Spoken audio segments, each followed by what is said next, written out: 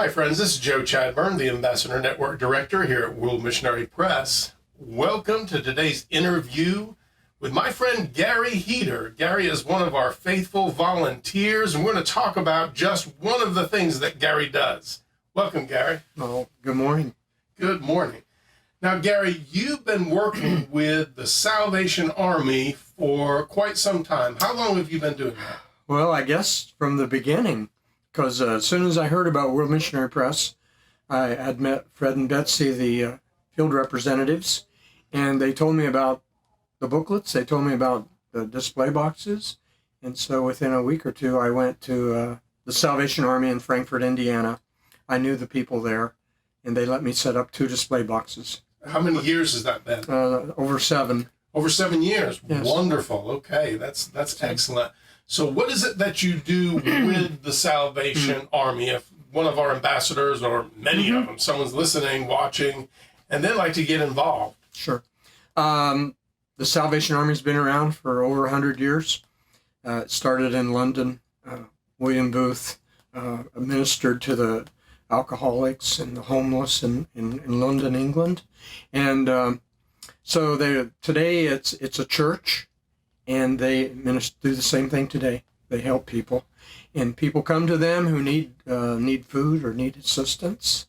And most of us are used to seeing the bell ringers at Christmas time at the stores. In the November, December. But they're doing things all the time. Year round. Year round. Every day they do things. So I go to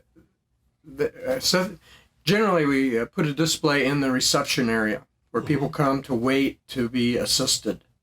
And while they're there, they see the booklet display, and God puts intrigue and curiosity in their hearts, and they go over and they take a few booklets, take them with them, or they read them while they're sitting there. But generally they take them with them and they read them at home or later. And so it's a real passive ministry. It's not standing out on a street corner and shaking hands and meeting people and sharing the gospel. It's real passive, and it's easy, and it's effective in many places. In the Salvation Army, depending on the location and the facility and the people there, it's perhaps even very effective. A lady in Michigan City that where I was able to, God allowed me to put a display there in Michigan City.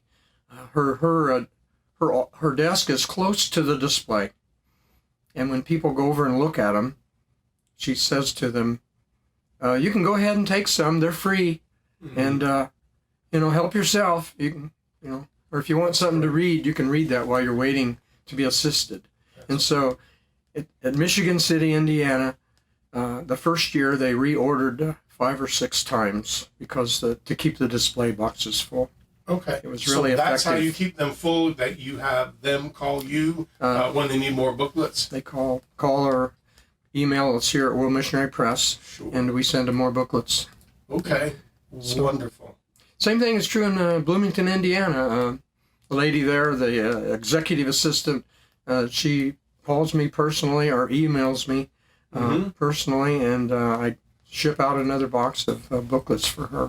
Great. So. Well, let's say I'm in Phoenix, Arizona right now, and I just pulled a place out of midair, but I'm in Phoenix, Arizona right now. The nice dry heat and all, real pretty country. And I want to get involved with the Salvation Army. I'm listening to this, watching this, and saying, how do I do this? I can't just drop a business display at a Salvation Army and just take off. How would I go about in establishing a relationship and getting this business display in there full of booklets? If I was going to do it, I would first I would go on the internet and find out where the location is.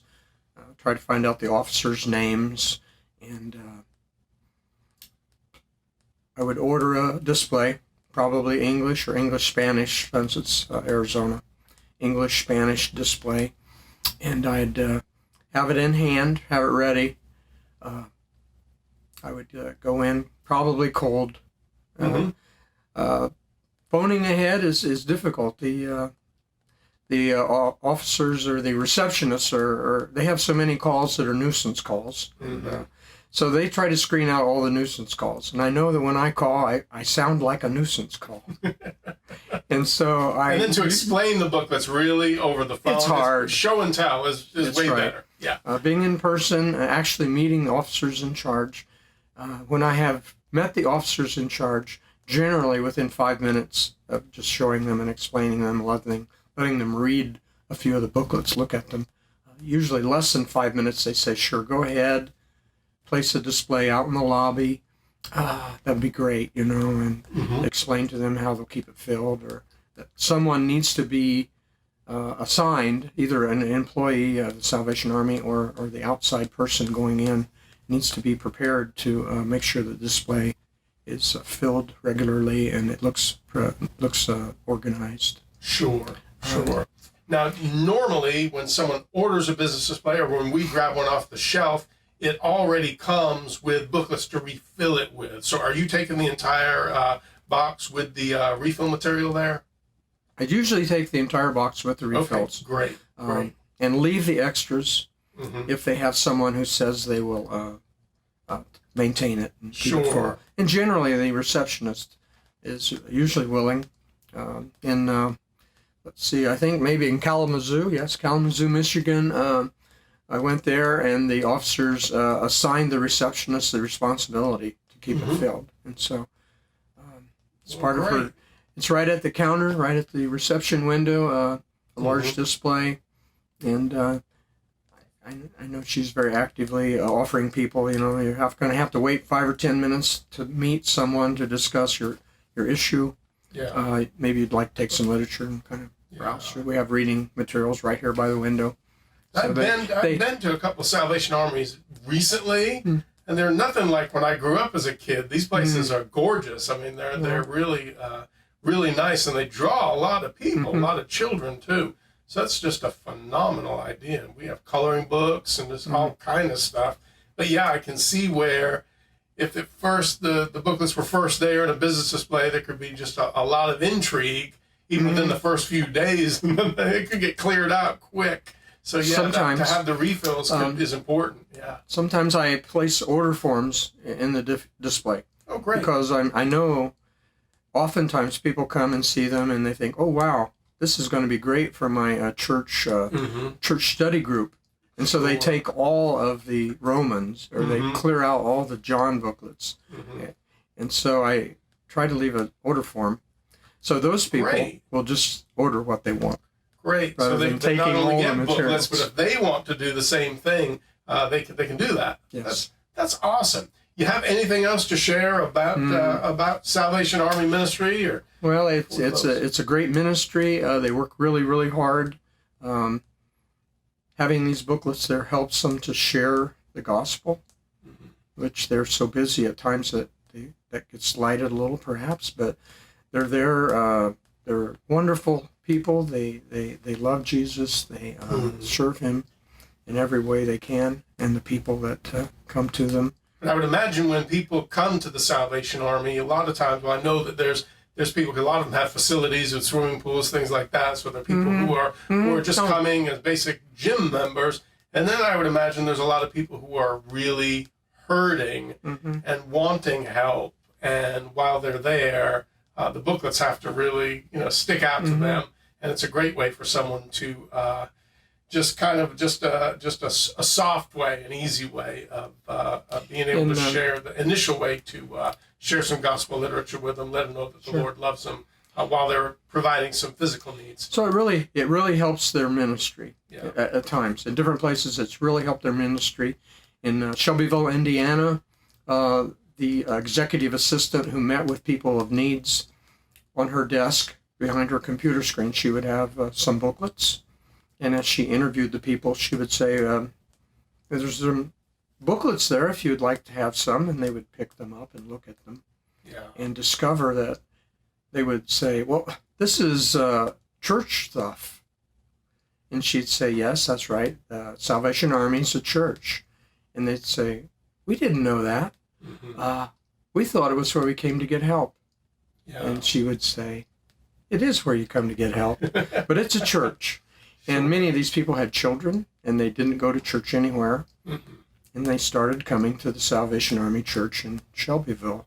Nice. And I went down and interviewed the officers and discussed this. And their chapel, every row had people in every row in their chapel, and it was really they had a lot of kids, and it was really a blessing because the executive assistant went a little further than just having a display.